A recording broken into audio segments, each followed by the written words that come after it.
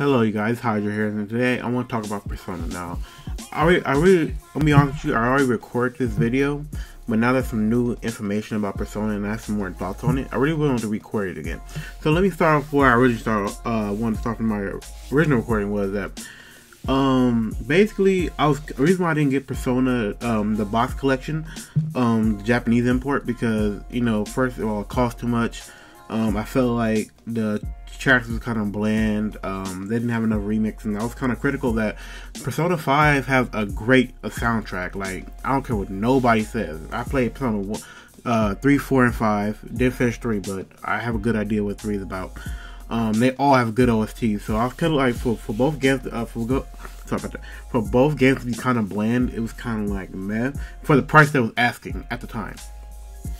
And now it's I kind of felt disappointed, well, also with the DLC, because the DLC, it felt like the whole point is to see the anime characters dancing, and it felt like they should have just been kind of transparent with it, to say it was going to be song remixes, not a more new thing altogether, because if you haven't seen the DLC, just really animation in the background, you just play the dance steps, you do the little track things. But you don't see your character dance, you see animation in the background. You can't watch the animation if you're concentrating on the dance steps, if that makes sense. You only really enjoy it. It's only good for watching. That's my whole point. So yeah, that's my beef with it. And now that some new information came out, the Persona collection is going to be out. Persona Dancing collection is going to be out. That's what I'm calling it. But it's called Endless Night, something like that. It's going to be out December 4th this year, and I'm kind of happy about that. So it was a way push up from being in 2019 spring, so I'm kind of happy about that. Also, they're giving us the same thing they was giving Persona the Japanese import, so we're gonna get the Persona 4 digital for PS4. So I really don't mind getting it again, because I don't really look at it. It's just a bonus, so I'm kind of glad I'm getting that. The thing I'm kind of happy about also is just that you get an art book, and the price they asked for is $100. That's my main point I want to hit on. It's $100, way cheaper. If I would have imported, I probably would have saved me like at least $50 to $80 and a good amount of waiting time. Because when you import games, it's not cheap.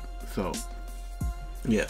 And the other thing I want to talk about more Persona is Persona Q. What's your thoughts on it? If you haven't heard Persona Q, really just like a story it's a 3DS game. Persona Q 1 was really just the Persona 3 and 4 cast interacting in an original story, I believe. Now 5 is going to be in it. So it's going to be Persona 3, 4, and 5, 28 characters, and I'm pretty hyped for it. And that's important because this is the dawn of Persona 5 coming into the mix. Let me elaborate. Persona 4 has been around for a long time, so they've been having fighting games, spin-offs like crazy. Now it's Persona 5's turn to get. Now, even though since I played Persona 4, that's my favorite Persona game until I beat 3, but most likely it's going to be Persona 4 still, because I can resonate and I really like Persona 4 a lot. Persona 5 is still good. So that's the beginning of Persona 5 Ultimate, Persona 5 Arena. That's what I'm waiting on. That's the game I'm anticipating more. Sorry about stuttering, trying to get my thoughts out. That's the game I'm anticipating the most, because as I like fighting games, I like Persona, and a lot of people didn't know about Persona Arena, because Arc System was a niche title at the time before they made Dragon Ball Z Fighters. And Persona was a niche title, like a lot of people wasn't hit, including myself. So I'm really curious how to see they do that and incorporate that. I'm really excited that Persona 5, they're getting up to date and modern, because it's sad seeing old great things that's not incorporating today's new updated franchises. And a lot of talk going on in the community that they feel like Persona 1 and 2 is being snubbed. But granted, Persona 1 and 2 was on PlayStation 1, and they feel like some of the Persona communities feel like there's not enough love on it. So yeah, I really think, and this is a hunch, that they're probably gonna remake those two, because it was old, outdated. The story for one, the stories are great. Don't get me wrong. But it's really the mechanics of the game, like they're atrocious. That's why I could barely play through it. And yeah, and I really think it's gonna be a remake, because they already got the story set in stone. They can probably just update the mechanics, and that's really about it. I know graphics are a big thing, game development time, money, and budget, but that's just what I'm thinking. So hopefully they remake Persona 1 and 2. Persona fans wanted it in Persona Q 1 and 2, but they're trying to keep the most recent Personas. They said they didn't put the Persona 5 characters in the Ultimate Tag because it would BlazBlue cross tag, I believe, is because that they already have Persona 4 Arena, so that's already all you gotta do is just report them from there. And you wouldn't want to see new characters in a crossover game, if that makes sense.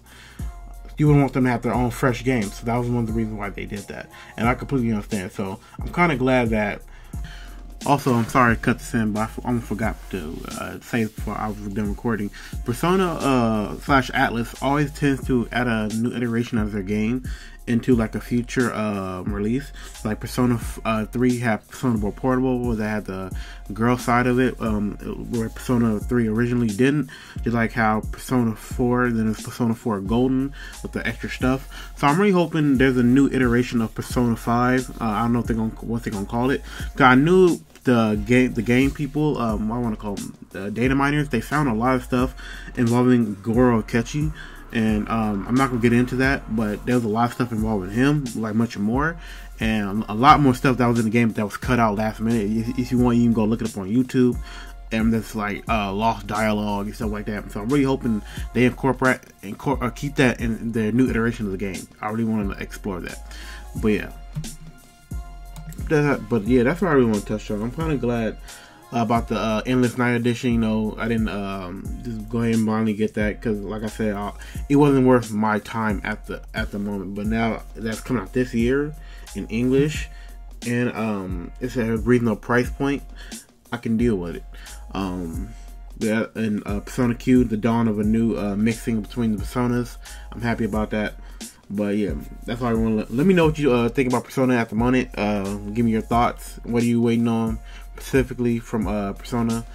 Yeah, that'll be about it. Hit that bell for notifications. Comment and have a good day. Goodbye.